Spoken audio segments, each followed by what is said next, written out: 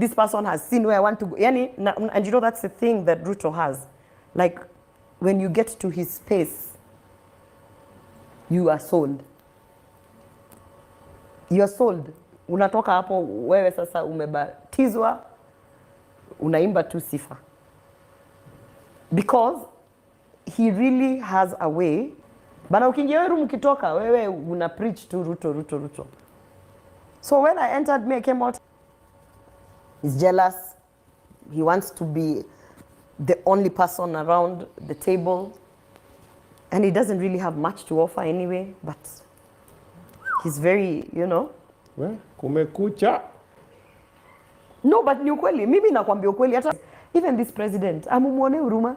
Like, how many women can you sleep with, really? I mean, it's such a... I have godfathers I have slept with in State House who apparently are the reason I was nominated, right? So there's a theory that saa ukishagonga sasa una nini? Ati? Theory ni? Sio. That's nini kifanyika? Ikishagongwa. Jeremiah Nyegenye, who I reported for sexual harassment. The Speaker of the Senate, who I have spoken out and talked about the illegalities that they are now conducting even now. Gani? Ulienda paje kwa nominated senator? Oh, so between hiyo kupigwa character development kwa comms. Yes.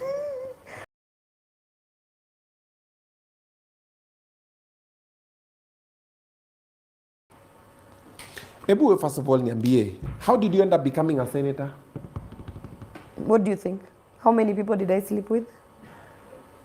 I didn't say that. Because tunaambiwanga ulilala na nani? No, because you've just said you were brought in the communications department. So, I was recruited from the TV.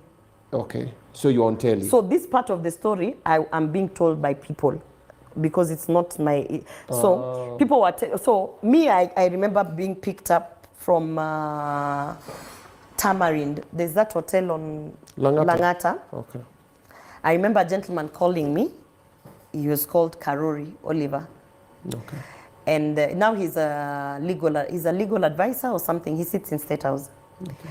And I remember him calling me and telling me, akajiintroduce, alafu akaniuliza uko wapi, nikamwambia tu niko area. Hizo siku nilikuwa naamka navaa nguo ni kama ninaenda kumit president every day. Hata kama ninaenda kupeleka nini kwa laundry, nilikuwa navaa official. Because one of my mentors always told me, anytime you can get a phone call and you need to meet the president, will you start looking for shoes? So those days I used to wake up, I dress. If I have a show in the morning, I do my show in the morning. I go and have nini at Java. I just come back to the country, so I didn't have many friends. So I was like chilling, reading the newspaper, doing some research on politics. So that day I got a phone call. I had come from a show. And that time I'd started doing shows, many shows. And there's one show that I'm told that the president really liked. I did a show on, there was a, unakumbuka ile scandal ya Office of the Deputy President, alafu kuna security guard aliuliwangwa. Ile ya kina Echesa. Yes. Ati walikoningi sijui, allegedly they conned some people and using the Deputy President's office. So it was really on the news. And I just come from Inje. Na watu walikoniwa ni wazungu. Do you remember that thing? Yes, I know. So every media house, because we are still colonized in the mindset, was reporting how wazungu wamekoniwa kwa ofisi ya Deputy President.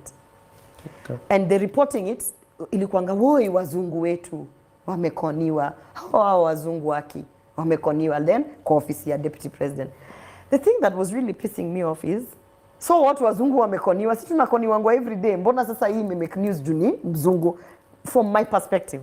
Okay. From my perspective, because I just come back to the country, I have been living outside the country. Nimetendwa. So I'm like, sasa nimerudi Kenya alafu wazungu wanaonewa huruma hapa. What the hell is this? That is how I was thinking about it. So when I took that show, I remember saying, I don't understand what the big deal is. Is it the conning or the fact that they are white? And by the way, these white people who allegedly have been conned, did they have work permits? Because you keep saying they're businessmen. So I started asking, did they have work permits? Were they in the country legally? Next day, my sister is here. The newspaper, all the newspapers, It's like the journalists had forgotten their work. So venye niliuliza, did they even have work permits? Ni kama wakaenda, by the way, hiyo kitu wamesema, hebu tuende tukaangalie. So the next day, the newspapers in the front page, businessmen were here illegally on tourist visas or something like that. So my sister called me and told me, now you're shaping the narrative. Now you're directing people. This sister of mine was sitting here. Yani alikuanga zile za sasa umeelewa the power of knowledge and community. We were happy. Tukajiklapia vizuri tukasema, huyo ni mimi. Kudos. So, me, I continued with my life. I continued doing shows for like 3 or 4 weeks. Then, now what I'm being told, that show apparently, when the deputy president then, the president watched it, he was like, you see, someone who's putting more thought process, not just a smear campaign. So I akaanza to take note of my shows. That's what I'm told. This I can't verify. Then akaanza kuwauliza, nitafuteni huyu mama. Of course, cock blockers. You know how cock blockers work. They make sure that, kama huyu ameitishwa, wacha to make sure asifike. So they kept on saying they couldn't find me, apatikani, nini. Then on that particular morning, I was on a show and apparently I was speaking to the Hustler Nation movement. Without being briefed, I was talking about Hustler Nation. So then apparently he said, na mbona mjapata huyo mtu? And then apparently Oliver picked up the phone, looked for my number, called me. So he called me, introduced himself. He just said, nini uko wapi? And those days I was meeting anyone. So he said, we meet at Tamarind. So we went to Tamarind. I went to Tamarind, I was waiting, akakuja. Akaniambia ako in a hurry, come we go tukafika kwa parking. Akaniambia enter mechanic. Akaniambia bana mimi siwezi ingia gari yako, mimi sijui ni nani. I'll follow you. So he was surprised like, oh, you have a car. Like, yeah, damn, I have a car. What do you think? As in alikuwa zile za mimi unataka kwanza kunibeba kwa gari yako ndogo na mimi by that time ninasukuma gari. So I'm like, no, nitakufuata nyuma. So tukafuatana. Pere. Watch out, my heart is beating. Karen, hey, turn, hey. Oh my God, is this what I think it is? Then we entered the residence. Let me tell you. Hata ukienda uone picha yangu ya kwanza nilipigwa na Ruto. Wewe mimi, I was over the moon and there's nothing you could do about it. That's how I was recruited. And do you know why I was so excited? That time I was very close friends with a child of a very senior politician. And I was telling them, I really want to join politics. Bana nisikumie yose. Na alikuwa ananiambia chill man. You just go back to the country, man. You just chill. Sasa unaimagine sasa. Umejua ni nani. Sasa unaimagine sasa. Nimepigwa picha na Ruto. Yo, I was like, let me tell you, I'm not chilling. Me, I'm in this camp. I am dying for this camp. This person has seen my potential. This person has seen where I want to go. And you know, that's the thing that Ruto has. Like, when you get to his space, you are sold. You are sold. Unatoka hapo wewe sasa umebatizwa, unaimba tu sifa. Because he really has a way to, let me say had. Now a lot of things have happened. That time he really had a way to win over the masses and individuals. That's why people like Hussein Mohammed left their jobs in media. Bana ukiingia wewe room kitoka, wewe una preach to Ruto. So when I entered, I came out, I had found a new calling. You know, we are bringing Kenyans to the right side, the Hustler Nation movement. If you talk to my family, they used to think I am nimerogwa. This was the photo? No. This one is juicy. If you go on my LinkedIn, and then you go to just photos, then you just scroll down. The first photo I ever met Ruto, oh my goodness, you can even see I'm glowing. I'm like, I am in power, guys. Yani leo nimeamka tu nikiwa raia, next nimeamka ninasalimia nani. But in those days, you know, he had sold a message and he had embodied this vision of a new Kenya.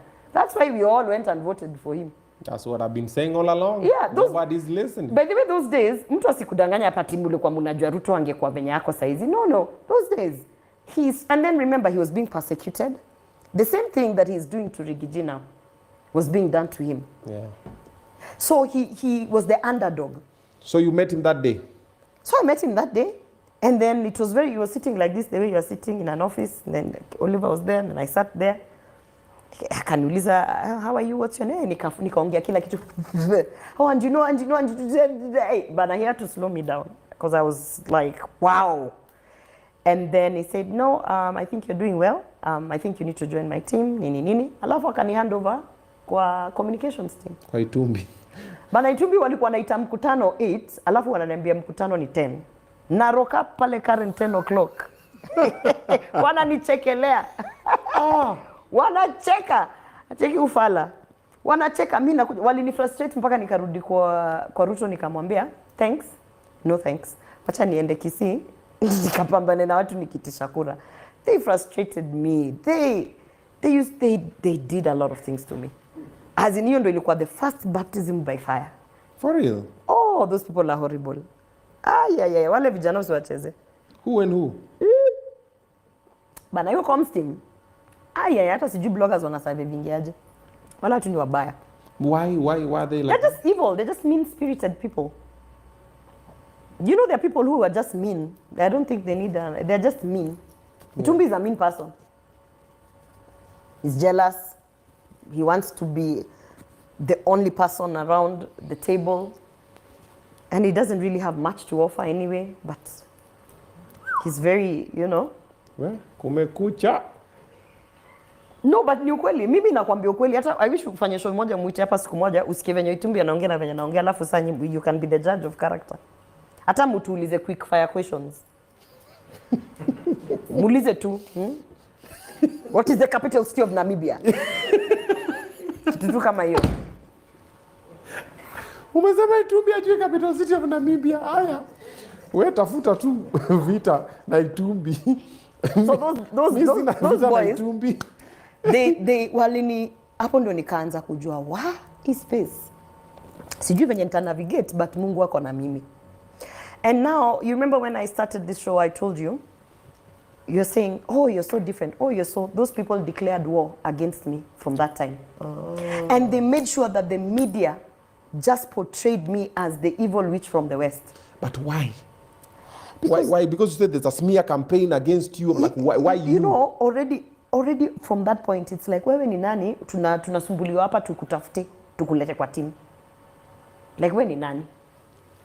Number 1. Number 2, udema nafikiria yeye ni nani hapa ati atakuja tu atu disrupt anze kuambia boss ati eka TikTok as if si hatujai kuwa na hiyo idea.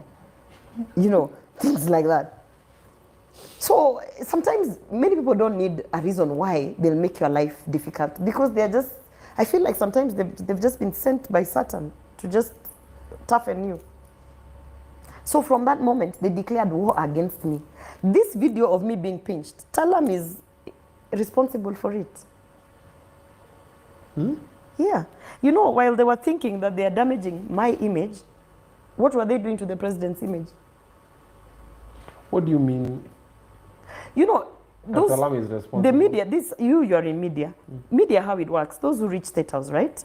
They have an understanding between the comms, I get you. the head of communications in And State what House goes out. and what goes out, right? They have an understanding. They have a gentleman's agreement. I mean, it's not like you're going to put videos of the president digging up his nose and, I don't know, scratching his behind or something like that. They have an understanding. It's not that those things don't happen. It's just that they have an understanding. This is an office. This is the highest office of the state. There's a way that you portray it. Yeah, we have to look so at by way. the time a video like that one is being released, thinking that they are punishing me, but really, what are you doing to the head of state? Because that is a moment that was a father-daughter moment. In fact, a moment that I was being pushed back to toe the line. And what did they do with it? They scandalized it. There was a whole billboard of a buju, you know. And this is one thing I also want to say here. Every single woman seen with the president has allegedly slept with the president. You guys, even this president, amumwone huruma. Like, how many women can you sleep with, really? I mean, it's such a narrative that has been pushed so hard that even you, Obina, when you sit today, from 12 midnight, from 1 a.m. till now, how many women can you sleep with? How many? Well. No, you know what I mean? Now imagine a narrative that is being pushed that every single woman, young, old, skinny, fat, dark, white, yani tu ukipita tu hivi kwa rada ya Ruto, huyo amelala naye. I mean, really, it's such a fake narrative. Supposing I have godfathers I have slept with in State House who apparently are the reason I was nominated, right? I mean, why am I being persecuted? Even your own narrative doesn't make sense to you. If I have people I'm sleeping with, I would not be going through this shit. No, si sasa si kuna ile theory ya nini. Like, in fact, your narrative is fake because it doesn't even answer your questions. If I had these godfathers that apparently are the ones who made me senator and, you know, even that president, why am I being persecuted for speaking up? I mean, this is pillow talk. I would have been having pillow talk with those people telling them, ambia your speaker ache ujinga nirudishe. You know what I mean? Like, if that is what is assumed.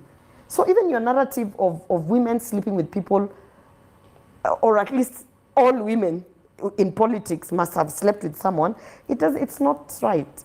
You should at least analyze the situation and say, okay, you know. So there's a theory that saa ukishagonga sasa una nini? Ati? Theory ni? Sio. That's nini kifanyika? Ikishagongwa. Basi si tungekuwa tumetolewa wengi mali from all positions. Bana kungekuwa na reshuffling Senate, National Assembly, because kazi ni hivyo. Sasa theory that wanasema ni, so kuna hiyo theory hiyo ya she's done this and this, and then kuna theory ya mwenye alimpatia position alishamaliza sasa. And by the way, just so you know,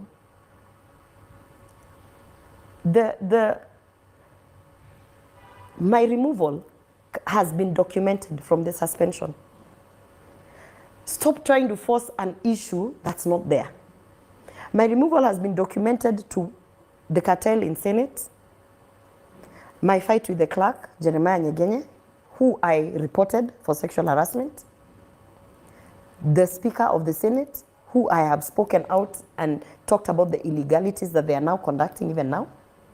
My removal has been documented to the point where, when I sat in a Senate inquiry, where I took Alfred Mutua and his co-schemers and conmen to the Senate to be investigated, Alfred Mutua, in front of the cameras, said that I will be removed from my seat.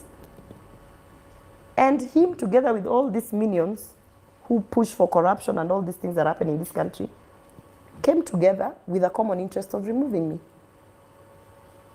So, some things, as much as you want to say, yes, huyu ni malaya, okay, sawa. But now let's look at the situation and the things that have been happening. My removal is documented. I have been suspended twice.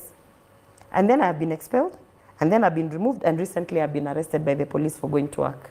So some of these things also, this is what I was saying. There's so much fake news that if you're not intentional in finding out the story, you'll be one of the people who say, but she voted yes for finance bill. Surely, Obina. Senate doesn't even vote for finance bill.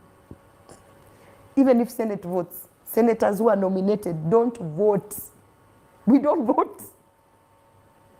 Recently, someone came and said, you supported the finance bill. I told them, go and bring even one sentence, not even a video. My utterance of where I supported. Wakaanza kuniambia, you go and bring one evidence where you don't support. Sasa hao ndio watu tunadiliana nao kwa mtandao. Sasa turudi nyuma kidogo. Hapa kuna swali nikuuliza bado hujanijibu. Gani? Ulienda paje kwa nominated senator? So between hiyo kupigwa character development kwa comms. Yes. Then nikaenda nikaambia mkubwa wangu, hiki tu I work. Let me go and look for votes in Kisii where I'm vying. I vied in Bobasi constituency. Okay. So I started doing a lot of groundwork. I had my programs and things like that. I would, one thing in politics that I need anyone who's entering to know, don't assume that people see what you do. Send it to them. I would send my work to the president. Today I've convened 1,000 women. I've given them this. I'd send him videos, photos, so he could, mtu akienda kumdanganya huyu hakuna kitu anafanya, but nimeona hizi vitu zote. Okay. So I did a lot of groundwork. We ended up getting 16,000 votes from my constituency for the president. My constituency is where Simbarati comes from. he was pushing for Raila. My constituency, we didn't have a candidate for anything in UDA, but I got 16,000 votes. Silvana Sosoro's constituency got 18,000 votes for the president. So all the work and all the visits the president went to South Mugirango, tofauti ilikuwa 2,000 votes. So that's the work I did. I credit myself. I am giving my flower because I did that work. And then I did a lot of these TV shows to sell the narrative, Hustler Nation. You know, we had to like sell the manifesto, what we are planning to do. Mpaka hizi vitu za pads na pampers. Haki Obina.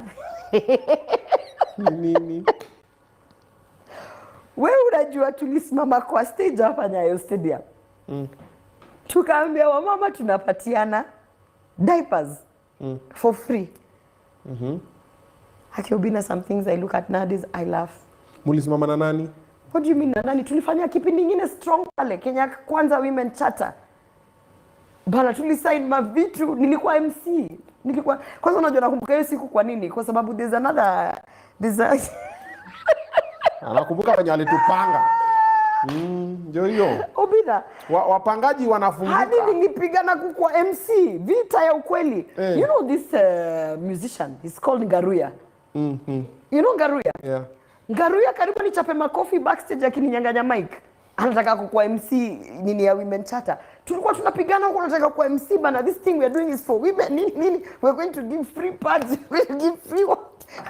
We signed those things. The first lady was there. We were happy. But that thing, yeah. You know, nowadays when I sit like this, I look, you laugh. You don't know whether you're going to cry. You don't know where. Because let me tell you, there was apparently no intention to fulfill any of that stuff. In fact, me, I believe when Ruto goes back, hata ile siku tu aliapishwa, I'm sure alianamali akajifungia akacheka. Yani akatuchekele, yani alicheka. Yani by the way, na mimi ungeniona huko Women Charter nilikuwa nimedunga Obina, but I was